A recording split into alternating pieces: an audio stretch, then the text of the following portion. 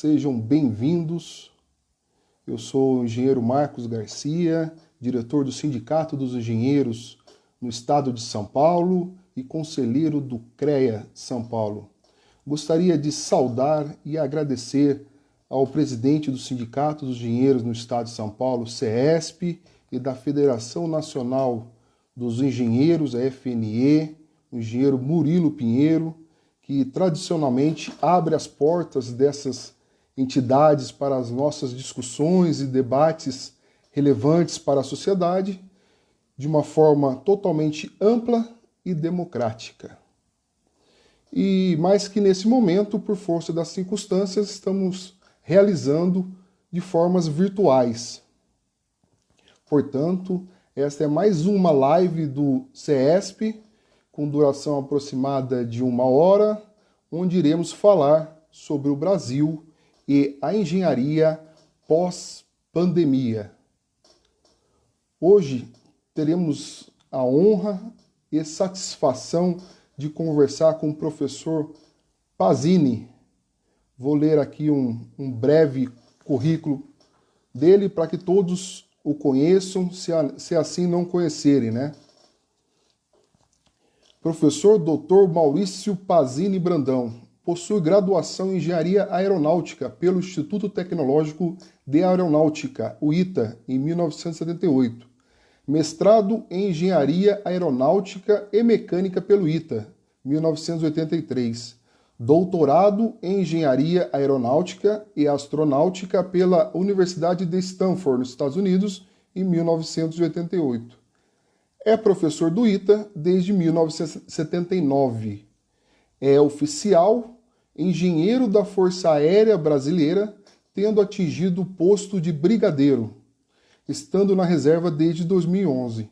Como oficial general, exerceu os cargos de subdiretor de patrimônio da Diretoria de Engenharia da Aeronáutica e de chefe do Subdepartamento de Administração do Departamento de Ciência e Tecnologia Aeroespacial. Foi nomeado em 2019 secretário de Tecnologias Aplicadas do Ministério de Ciência, Tecnologia, Inovações e Comunicações, o MCTIC. Atualmente é o diretor regional sul-sudeste do MCTIC, que tem sede aqui em São Paulo. Professor Pazini, boa noite. Seja bem-vindo e obrigado por aceitar essa nosso convite aqui de poder debater um pouco do Brasil e engenharia. Né? Boa noite, você está me ouvindo bem? Estou te ouvindo bem. Ok, então acho que estamos prontos para discutir um pouco da engenharia brasileira e o Covid. Como é que nós entramos nisso? Como é que nós estamos desempenhando? Como é que nós vamos sair? E qual é a engenharia em favor do progresso do Brasil após a saída? Estamos Positivo. Prontos? Estamos prontos.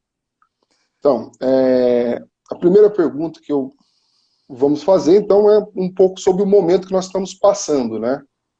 Então, de que forma o MCTIC está interpretando a pandemia e quais os seus impactos no país e na engenharia?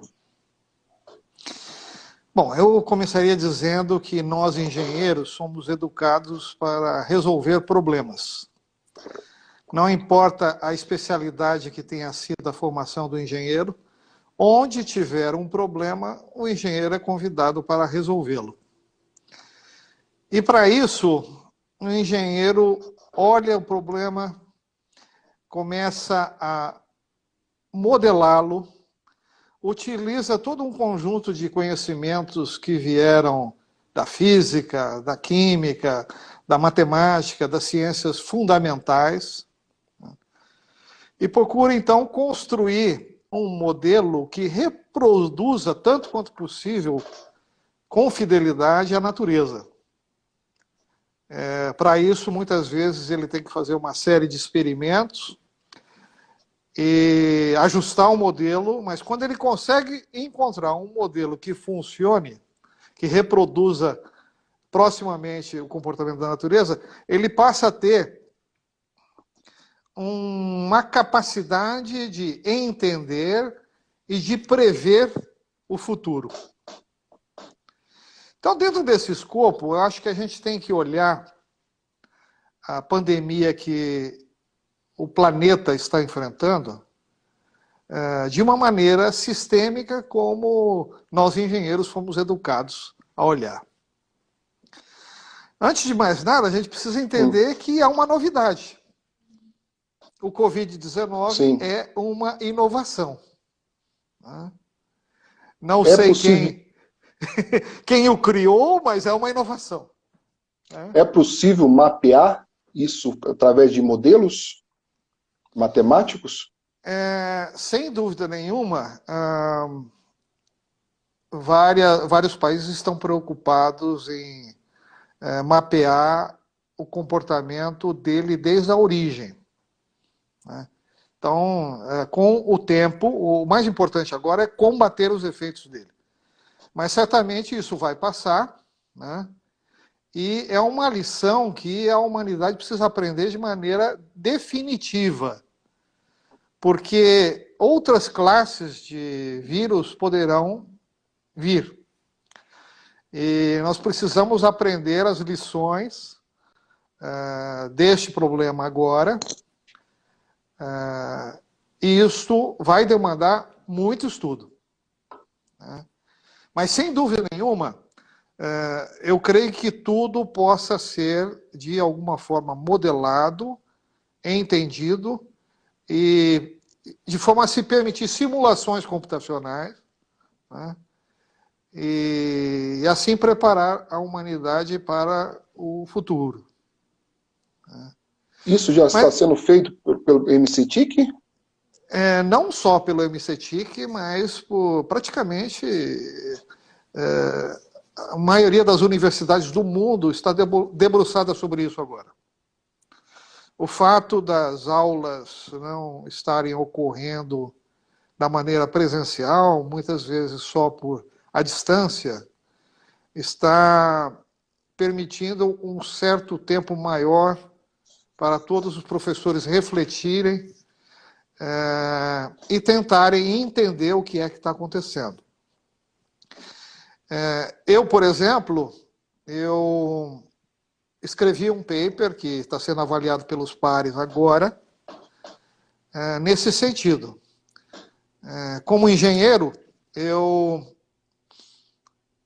me inspirei no problema de estruturas para tratar essa questão. Então, nós sabemos, por exemplo, se você tem uma estrutura, né, algo muito comum nas engenharias da classe mecânica, né, quando a estrutura ela recebe uma carga, ela se deforma. Sim. E nós sabemos hoje que a melhor forma de a gente entender esse problema é através de energia. Então, nós sabemos que a natureza reage de uma maneira tal que a deformação da estrutura é um resultado de energia mínima. Então, se a gente consegue modelar todas as energias que estão no problema, junto com o trabalho das cargas, você buscar a minimização da energia significa você resolver o problema e ver como é que a estrutura reage.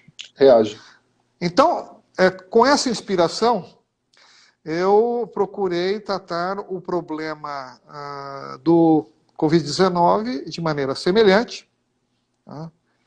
O sistema, no caso, por exemplo, pode ser um país como o Brasil, né? E o Covid entra e não há como impedir que ele entre, né?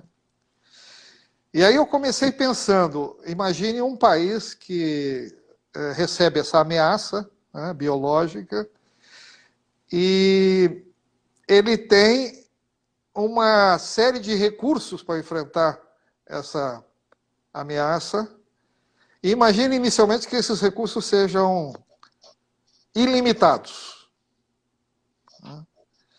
Então, se os recursos são ilimitados, né, por exemplo, não tem problema de falta de hospital, de falta de leito, de falta de respirador, de falta de médico, de enfermeiras, pacientes, atendentes. Imagine, hipoteticamente, um país que tenha todos os recursos que precisar. Né? Certo. De qualquer maneira, algumas pessoas vão morrer. Não há como escapar disso, que é um fato natural. Né? Lamentável. Por exemplo, nós sabemos que agora, nos meses em que a temperatura é mais baixa, né, principalmente as pessoas mais idosas são acometidas de problemas respiratórios, né, e o número de mortes aumenta. Mas voltando, imagine que não tenha restrições nenhuma, Certo. Né? Mesmo assim, um certo número de pessoas vai falecer. É da natureza. Agora vamos piorar o cenário. Vamos imaginar que um país tenha uma série de recursos para atacar o problema, mas esses recursos sejam limitados e sejam disputados por 2 ou mais fatores, que eu estou chamando. Ok. Aí, o que o estudo revela é que, inspirado no princípio da energia, né, se a gente pegar, por exemplo, 2 fatores que estejam disputando os recursos, né, e se um fator pega mais recurso do que o outro, o resultado mostrado é que o número de mortes aumenta. Ou seja, se você privilegiar demais um fator ou outro, o número de mortes vai ser maior do que o mínimo que poderia acontecer. Com todas as condições de contorno. Aplicando isso ao caso do Covid, por exemplo, no Brasil, em que nós temos uma disputa clara entre os fatores da saúde e da economia, né? Se você privilegiar demais um setor ou outro, o número de mortes vai aumentar. Então, o número de mortes mínimo é aquele em que ambos os setores, a princípio, são igualmente privilegiados. Então, está errado você pensar que não, pandemia é um problema de saúde, vamos colocar todas as cartas na saúde. Isso não é bom. Assim como também não é bom colocar todas as cartas na economia. Então, o que o estudo revela é que a melhor solução é aquela que olha os 2 fatores, e a princípio, eles até futuras modelagens mais rigorosas, nós temos que admitir que os 2 são igualmente importantes. Então, os 2 vão ter que compartilhar os recursos de maneira semelhante. Então, esse paper eu acabei de escrever, alguns pares já analisaram, né? Ele deverá ser publicado futuramente, e eu espero que as autoridades vejam isso como uma visão científica equilibrada e importante, para que a gente possa se conduzir melhor no enfrentamento de uma ameaça como essa. Tá certo, professor. Assim que tiver pronto o paper, né, e nós ficamos agraciados aí, se você nos encaminhar, né, para a gente ter ciência e também divulgarmos essa excelente publicações que você faz, né, como sempre. E aproveitando nessa condição de contorno que você comentou, que é a parte de recursos infinitos, aí vem uma segunda pergunta. Nos anos 80, o peso da indústria de transformação era em torno de 30% do PIB. Hoje é um pouco mais que 10%. E isso está refletindo diretamente no enfrentamento da pandemia, né? Pois ainda estamos tendo dificuldades em produzir diversos produtos, né? E isso também se dá por conta desse processo contínuo de desindustrialização. Aí vem a pergunta, professor: como podemos retomar a industrialização do país e qual o papel da engenharia nesse processo? Bom, não é um caso apenas do Brasil. Os Estados Unidos também estão verificando isso, a própria Alemanha está verificando isso, né? A economia, ela tem primeiro, segundo e terceiro setor. O Brasil é um dos líderes mundiais no primeiro setor. Então, aquilo que brota da natureza, o Brasil é um líder mundial, indiscutivelmente. E se num momento vários países estão passando fome, o agronegócio brasileiro é uma solução. As notícias dizem que este vai ser um excelente ano para o agronegócio. Mas o valor agregado aos produtos do agronegócio é baixo. Então, o primeiro setor ele precisa gerar produtos que possam ser manufaturados, que tenham agregação de valor e que possam, no segundo setor, na indústria de transformação, chegar-se a produtos, então, de maior valor agregado e que possam trazer mais riqueza para o país. Menos quantidade, menos volume, mais riqueza. O terceiro setor de serviços é aquele que, tradicionalmente, gera maior número de empregos. Mas não necessariamente são empregos de alta qualidade, né? E ele só funciona se o segundo setor, a indústria, funcionar. Isso significa que nós temos que trabalhar todas as autoridades ligadas à área econômica e industrial do país, lembrando que temos que pegar aqueles produtos do nosso agronegócio e agregar valor, manufaturar e exportar, né? Não transportar os produtos como commodities, que vão muitas vezes gerar produtos agregados lá fora, né? E nós temos que fazer com que a nossa indústria cresça na sua capacidade de gerar novos produtos próprios. Ou seja, isso é uma tarefa de engenharia.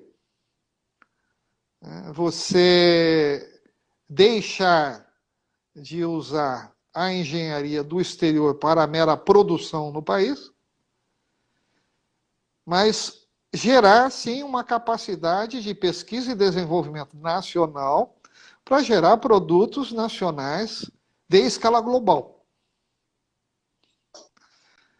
Nós sabemos, por exemplo, que a posição do Brasil no Global Innovation Index é uma posição ruim, muito provavelmente porque nós não temos produtos nacionais de escala global, produtos genuinamente brasileiros, né, que sejam reconhecidos no mundo todo. Então, isso passa por melhorar a educação brasileira, não só a educação voltada para a engenharia, mas a educação política. A educação que faça com que o cidadão tenha uma participação maior nas decisões do país. Uma das coisas que eu ensino aos meus alunos é o conceito de cidadania. Cidadania é medida pela observação de 3 grupos de direitos. São chamados direitos civis, os direitos políticos e os direitos sociais. Os direitos civis remetem a uma palavra principal chamada liberdade. Então, quanto mais livre for uma sociedade, mais cidadã ela é. Os direitos políticos têm a ver com a participação do cidadão nas decisões de governo que afetam a sua vida. Então, não é só o voto, né? É realmente acompanhar o trabalho do seu representante, né? E participar das decisões nacionais, né? E a palavra mais próxima a isso chama-se igualdade. Tá? Todo cidadão tem o direito e o dever de buscar ter uma participação, né, de igual para igual nas decisões nacionais. O terceiro conjunto é dos direitos chamados sociais. Eles se referem à participação do cidadão na repartição das riquezas nacionais. Então, quando o governo investe em educação, saúde, segurança, ele está simplesmente devolvendo ao cidadão aquilo que ele recolheu de impostos. Então, nós temos, sim, o direito e o dever de exigir que nós tenhamos uma boa educação pública e gratuita, que nós tenhamos saúde sem restrições, que nós não mais tenhamos que ver nossos políticos brigando, dizendo que não tem leito, que o sistema de saúde vai entrar em colapso, que estão faltando respiradores, máscaras, EPIs. Tá? Então, veja, e essa terceira classe de direitos, ela nos remete à palavra chamada, completando a tríplice, o tríplice conjunto, né, da Revolução Francesa: liberdade, igualdade e fraternidade. E fraternidade. Na fraternidade, a gente pega os recursos do Estado, né, e divide tão fraternalmente quanto possível para todos os cidadãos. Então, eu ensino isso para os meus alunos e mostro que o Brasil foi descoberto em 1500, mas por mais de 3 séculos ele ficou praticamente estacionado no conceito de cidadania. Praticamente nada aconteceu. Aí eu brinco e digo que nós temos que agradecer a Napoleão Bonaparte ter mandado invadir Portugal, porque aí a família real portuguesa veio para cá, né? E aí sim começou o processo de cidadania no Brasil. Então, do ponto de vista de cidadania, nós temos pouco mais de 2 séculos. Né? É verdade. E isso explica por que o brasileiro participa pouco da política. Né? Então, ele precisa aprender isso na escola e colocar isso em prática no dia a dia. Né?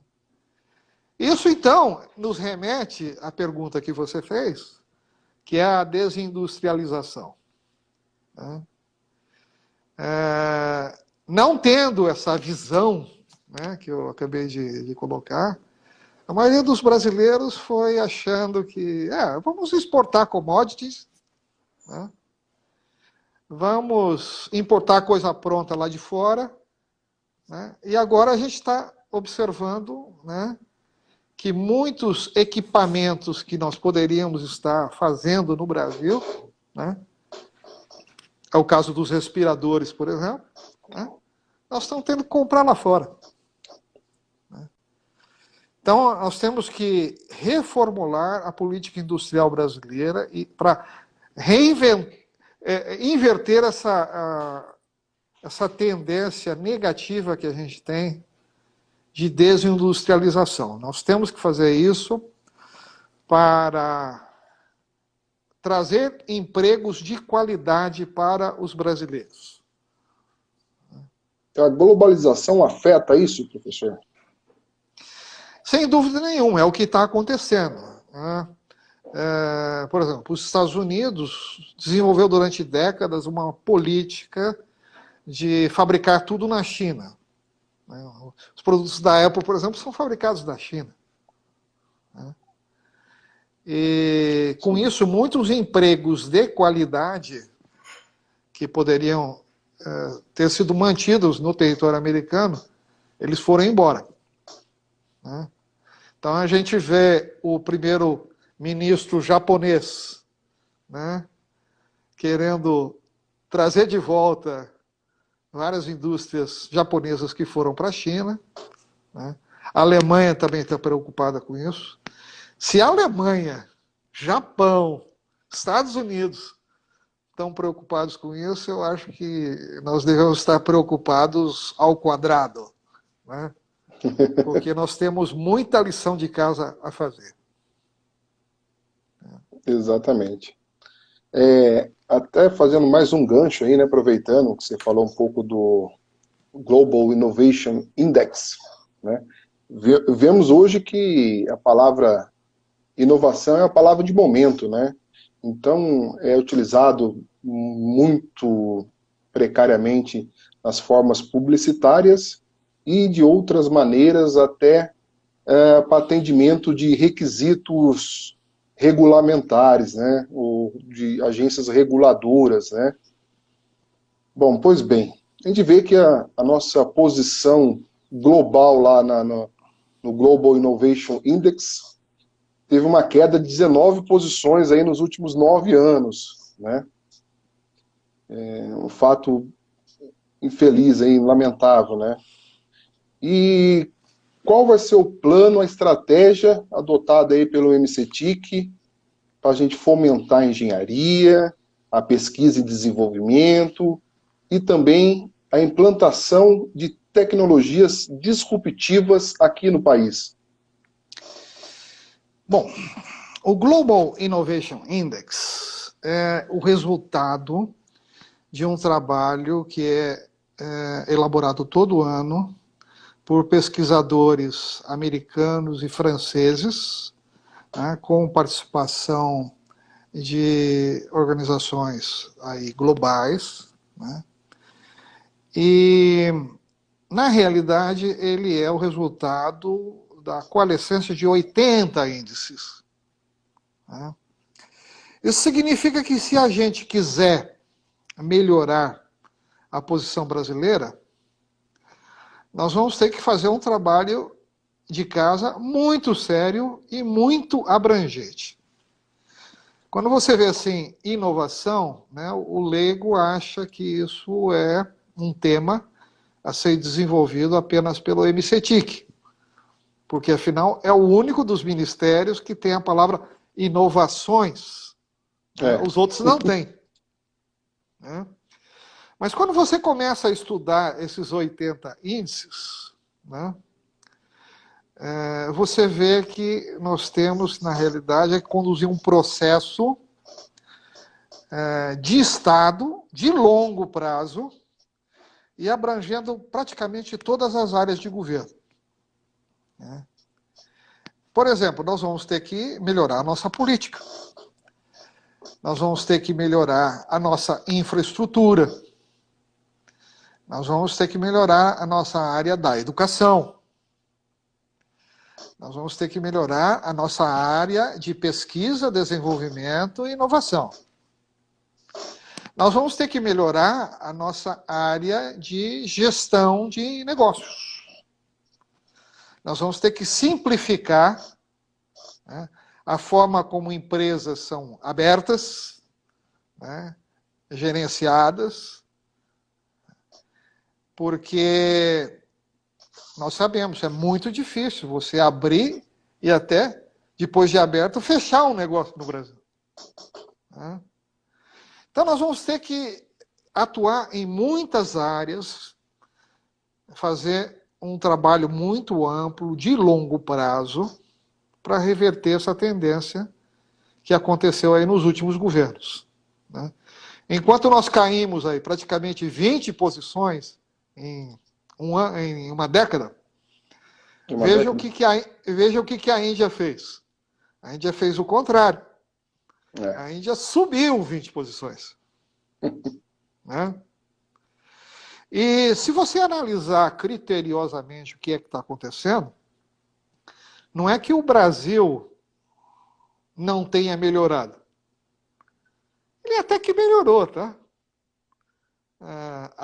A nota que a gente recebeu aí na última avaliação é até um pouquinho melhor do que a nota do ano anterior. O problema é que os outros países melhoraram mais que a gente. Né?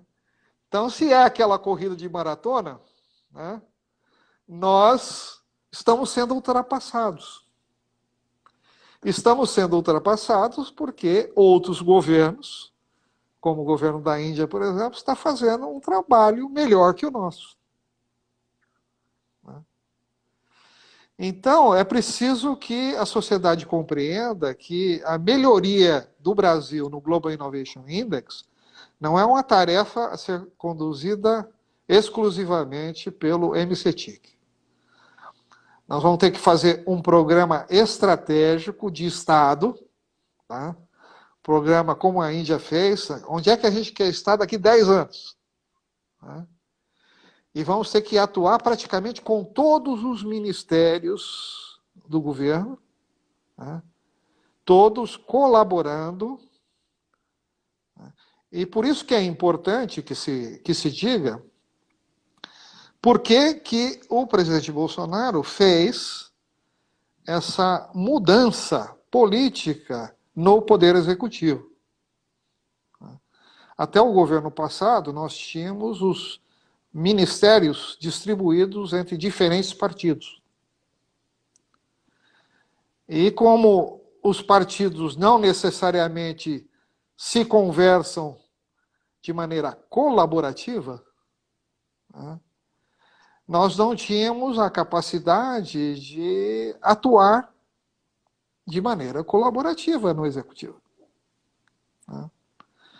Quando o presidente distribuiu os ministros a pessoas técnicas que poderiam até, ou podem ter até alguma ligação partidária, mas quando povoou o Poder Executivo até o quarto escalão com pessoas técnicas, o partido passou a ser único. Então, o partido passou a ser o Brasil, e agora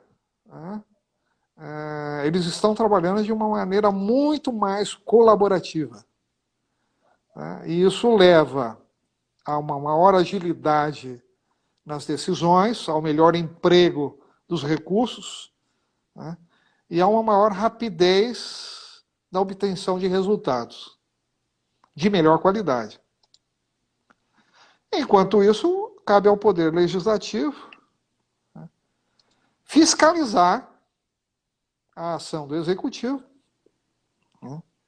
fazendo isso deputado por deputado, senador por senador e através do TCU, que é o Tribunal Constitucional de Contas, para verificar a correta aplicação dos impostos que nós recolhemos. Tá certo, professor. Tem várias perguntas aqui bombando, aqui o pessoal tá mandando um monte de pergunta, né? e uma delas aqui fala sobre como vem de Brasília, né? Do Diego, lá de Brasília, falando, professor, um grande empecilho é como subsidiar a tomada de decisões com base em informações científicas, equilibrando com as orientações dos governos. É preciso programa de Estado e não de governos. Como vencer isso daí, professor? Então, eu creio que a república que a gente vivia até o governo passado, ela jamais iria permitir o que a gente está tentando construir a partir de agora. A partir de agora, nós estamos tentando trabalhar para construir visões de Estado.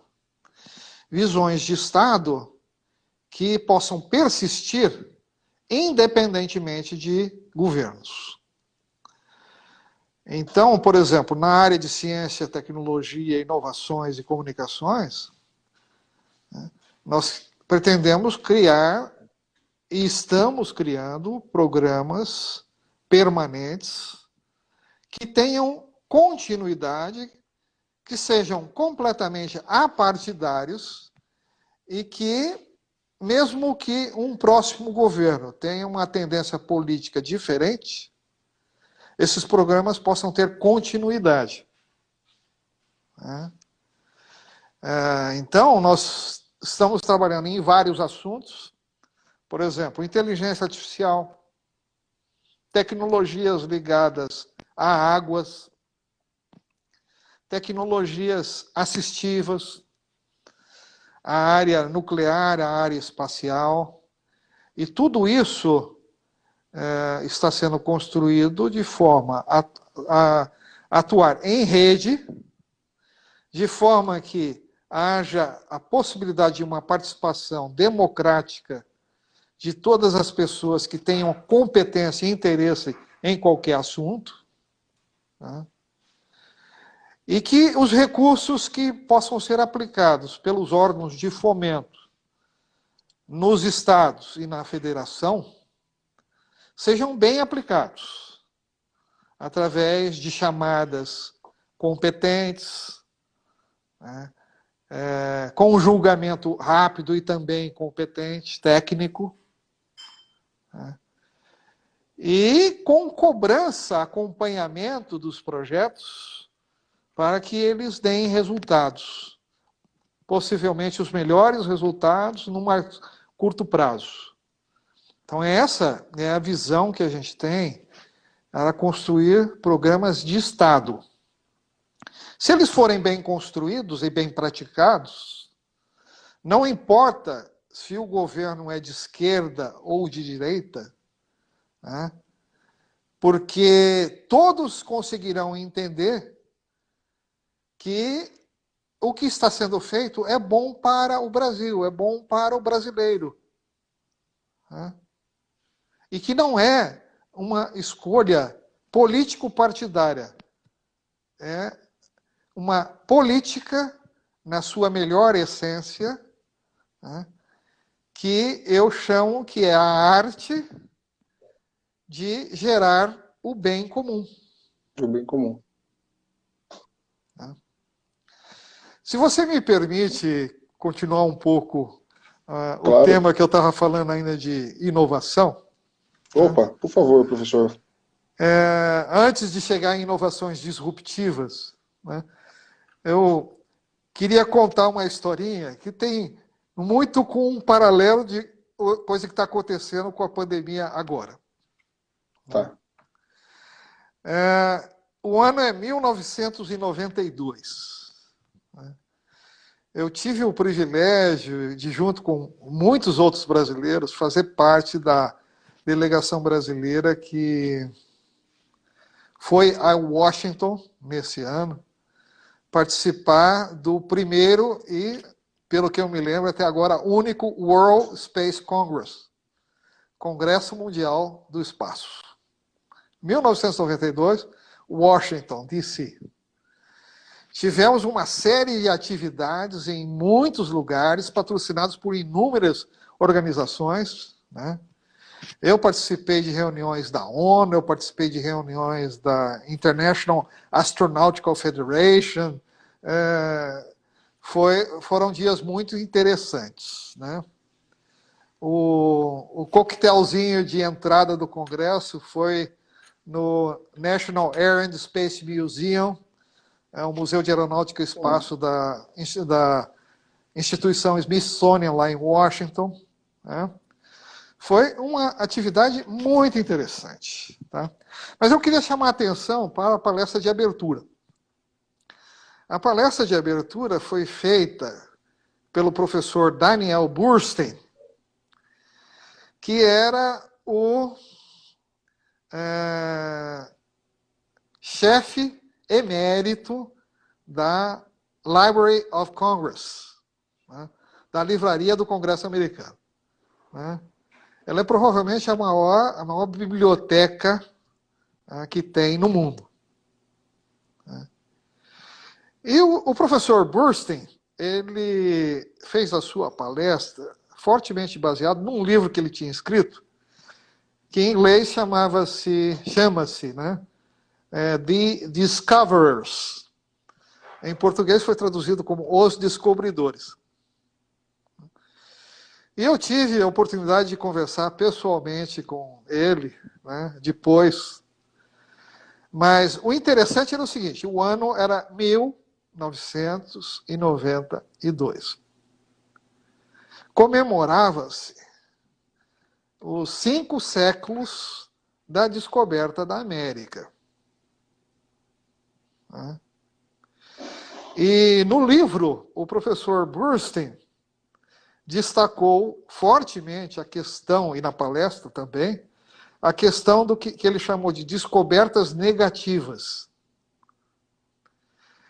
E ele exemplificou dizendo que a grande contribuição de Cristóvão Colombo à humanidade não foi exatamente a descoberta da América.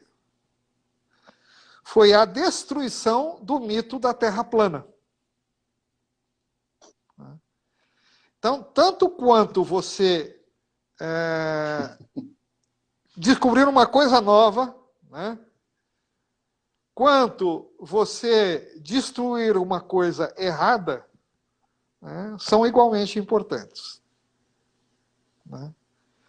Então, veja, as melhores universidades do mundo, por mais de 1 milênio, né, ensinavam que a Terra era plana.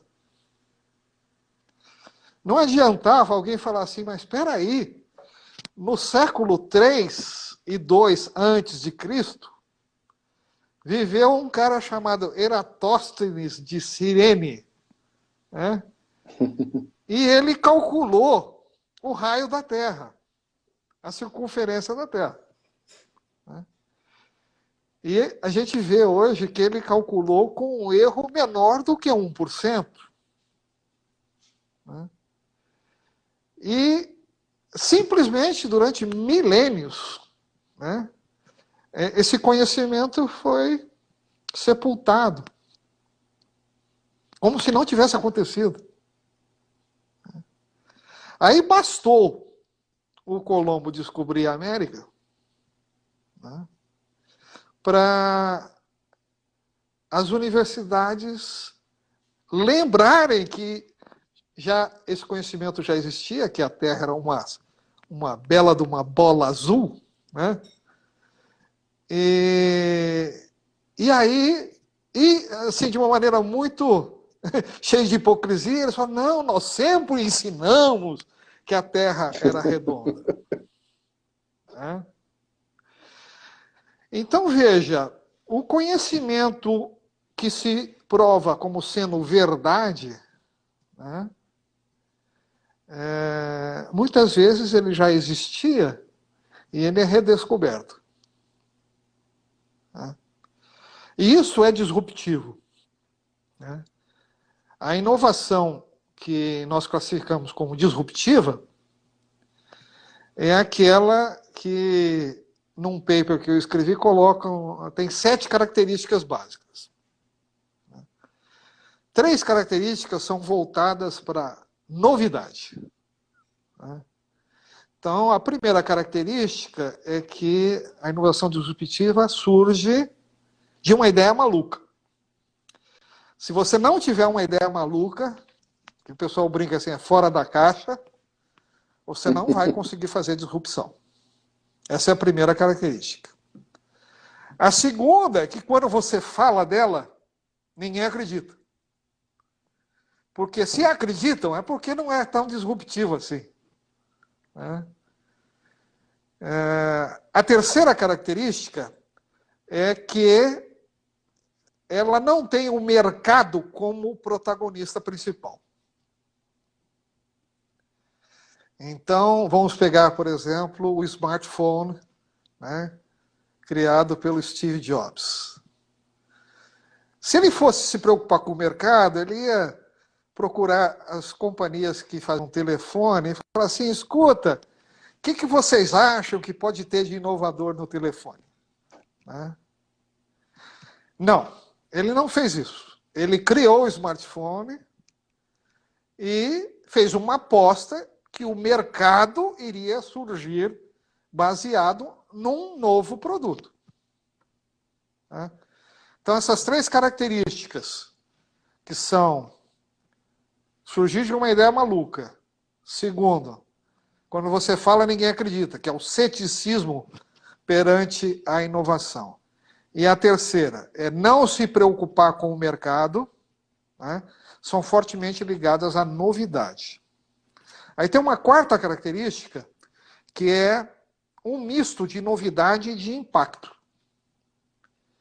Essa característica é que alguma tecnologia dominante vai desaparecer.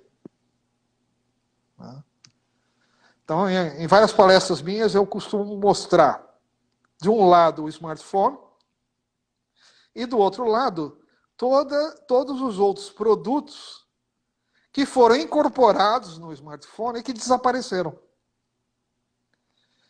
Então, você vê assim, poxa, quantas indústrias desapareceram? Porque elas faziam só uma coisa que hoje é um aplicativo do smartphone. Então, a inovação disruptiva ela vai provocar uma mudança muito séria, desalojando tecnologias que estão aí em vigor. E com isso, o inovador consegue um monte de inimigos. Todos aqueles que vão ser impactados, né, Com certeza. eles não conseguem ver o ganho que a inovação vai trazer, eles só enxergam aquilo que de ruim que no curto prazo vai acontecer para eles. Aí tem mais 3 características que são ligadas a impacto. Então vai se mudar paradigmas, né, com essa mudança de tecnologia. Você só vai conseguir implantar uma nova tecnologia se você abdicar da tecnologia velha que é obsoleta e que você deve reconhecer como sendo obsoleta. Mas tem mais 2 características. Uma delas é que vai criar novos padrões. Então, você não consegue certificar uma inovação disruptiva simplesmente porque os órgãos certificadores padrão, eles têm manuais de conduta.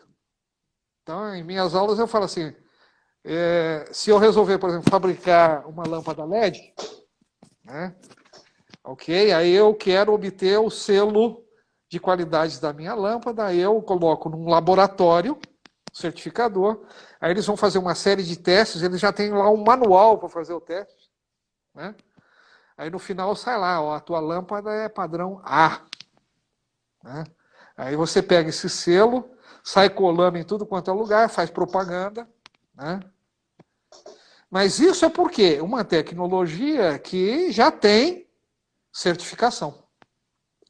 Se a tecnologia é disruptiva, não existe laboratório no mundo capaz de certificá-la. Quem certifica uma tecnologia disruptiva é o cliente. É verdade. Tá? E a Professor, a última característica é que ela vai criar novos problemas. Né? Então, muitas vezes, esses problemas a gente não sabe quais serão. Mas essa é a beleza da inovação. Essa é a beleza, né? Bom, nós temos várias perguntas aí, mas nosso time é curto, né? Apenas uma Estamos hora, nos né? últimos 9 minutos. Infelizmente estamos chegando ao final dessa live aí, né? Eu gostaria, professor, que você fizesse para nós as considerações finais, né?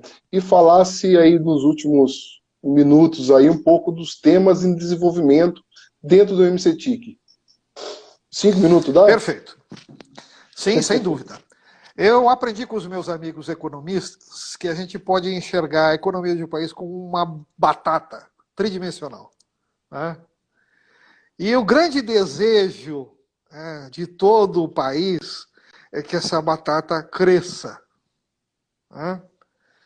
Acontece que os recursos são limitados. Se você puxa de um lado, a princípio ela emagrece de outro lado. Né? E para ela crescer como um todo, a resposta é aumento de produtividade. Então nós temos que atacar projetos que produzam aumento de produtividade. Eu estou, no momento, monitorando 5 tecnologias disruptivas, né? E todas elas têm um potencial enorme de aumentar a produtividade da economia brasileira. Tá? Uma delas notícia. é na área da energia, tá? Outra é na área da agricultura, outra é na área da saúde, tá? Uma outra é na área de materiais estratégicos, grafeno, tá? E a última é na área industrial. Todas elas têm potencial para se transformarem em unicórnios, né, e gerar dinheiro novo para o Brasil. É dinheiro que não está no mapa, por exemplo, do ministro Paulo Guedes hoje. Né? Você quer coisa melhor do que, assim, do nada, a gente levar para a sociedade? Olha, existem aqui 5 opções capazes de gerar bilhões de dólares por ano cada uma para o Brasil, gerar empregos de qualidade, né? Isso envolve muita engenharia. Né? Então, é isso que eu estou trabalhando agora, né? Junto com o Ministério de Ciência, Tecnologia, Inovações e Comunicações, né? Colaborando na vanguarda de São Paulo para estes e outros trabalhos. Tá certo, professor. Opa, excelente. Excelente notícia, inclusive, para o país, né? Para a engenharia, né?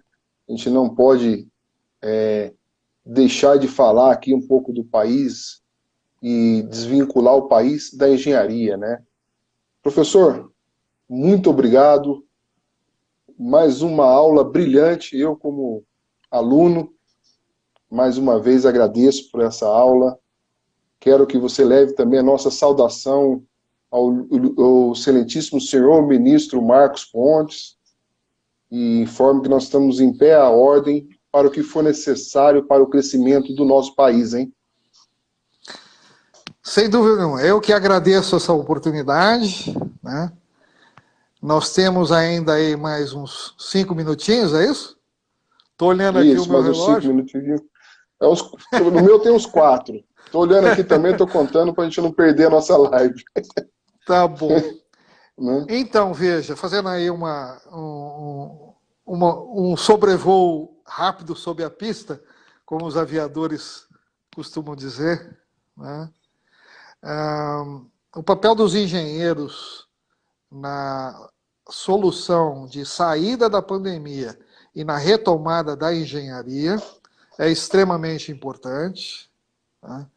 O Covid-19 é uma inovação, nós precisamos entendê-lo assim, né?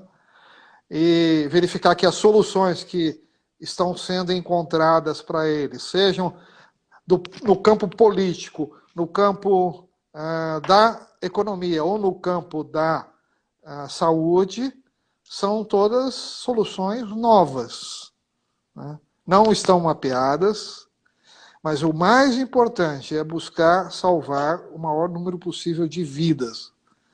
E como eu falei, tem que ser um equilíbrio, tá? Não é só a saúde, é também a economia, né? Então, nós temos que procurar esse balanço aí no processo de reabertura do isolamento, né? Bom, falei de inovações de uma maneira geral, de inovações disruptivas em particular, Sim. e deixei aí essa boa mensagem que existem, sim, soluções brasileiras que deverão produzir produtos brasileiros inovadores de escala global, capazes de trazer bilhões de dólares para o Brasil, e favorecer o emprego, a qualidade de vida, né? E compor as políticas do MCTIC, colocado pelo ministro Pontes, que são gerar conhecimento, gerar riqueza e melhorar a qualidade de vida do brasileiro.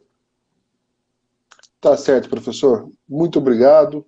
Mais uma vez, agradeço a todos aí pela participação. Fico muito feliz e me anima muito saber que nós tivemos aí um acompanhamento aí de quase 100 pessoas, ou mais de 100 pessoas, que assim como nós, acredita que a engenharia é a protagonista na retomada do crescimento do país, né? Fiquem ligados aí todos nas redes sociais do sindicato, que semanalmente a gente trará temas relevantes nas nossas lives. Uma boa noite a todos. Aqui está com contagem regressiva, eu tenho que desligar. Tá Obrigado, bom. professor. Um Um abraço. abraço.